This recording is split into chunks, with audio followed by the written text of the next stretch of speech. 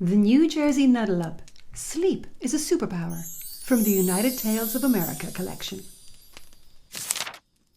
The state of New Jersey is in the Northeast and home to a wise and magical beast. Once I got lost out walking in snow and hadn't a notion which way to go. I didn't intend to wander away, but then I met Nuddleup that very day. Her head was enormous, a bit like a bear, but her eyes, they were kind and brimming with care. She'd long floppy ears and a jiggly nose and spindly legs with sticky out toes. "Hi there," she said. "What brings you out here? The night time is coming. Have you no fear?" I threw back my shoulders and raised my voice high. I choose to be brave and refuse to be shy. I can run if I want, and I've got a voice to shout out for help if that was my choice. "True," said the creature, who smiled at me then. "But can we instead just choose to be friends?" It took me some moments to then realize, "Hey, you can talk!" I laughed in surprise.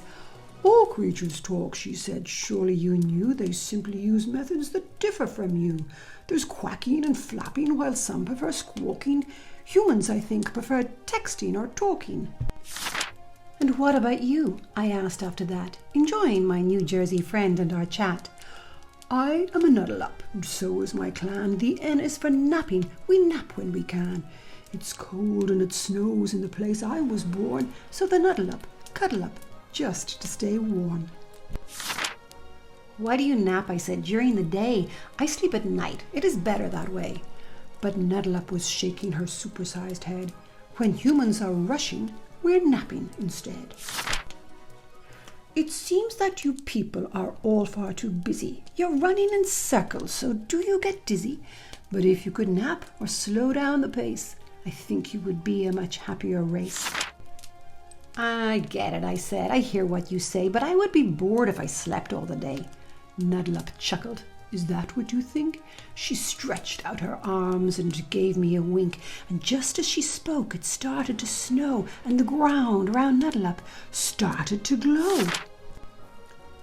I watched as she hunkered right down to the ground. She tucked in her head and wrapped her arms round. She teetered on toes. I thought she might fall as she managed to shape herself into a ball. But curled up like that, I could still hear her voice. "Remember when you said that brave is a choice? Well, climb on my back, because this is your chance to join in the Nuddleup winter sky dance." I clambered on top of that big furry ball. "Don't worry," she said. "I won't let you fall." We made a small bounce. The next one was high. The Nuddleup bounded up into the sky. Many more Nuddleups joined us in flight as my furry ball friend whooshed us through the night.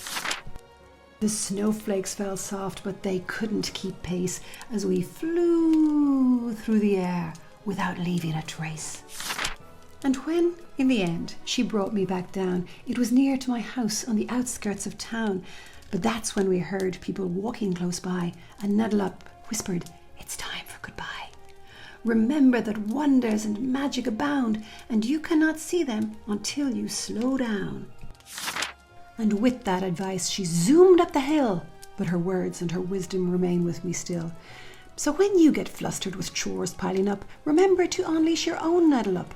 The fresh air outside has magical powers. When we breathe it deep, that magic is ours. Nap when you can and get out a lot and hug those you love with all that you've got. This life's an adventure, but quite muddled up. So try to live well, like the great Nuddleup. The end. Did you enjoy the New Jersey Nuddleup? If you did, there's lots more feel-good fairy tales, all available at unitedtalesofamerica.com.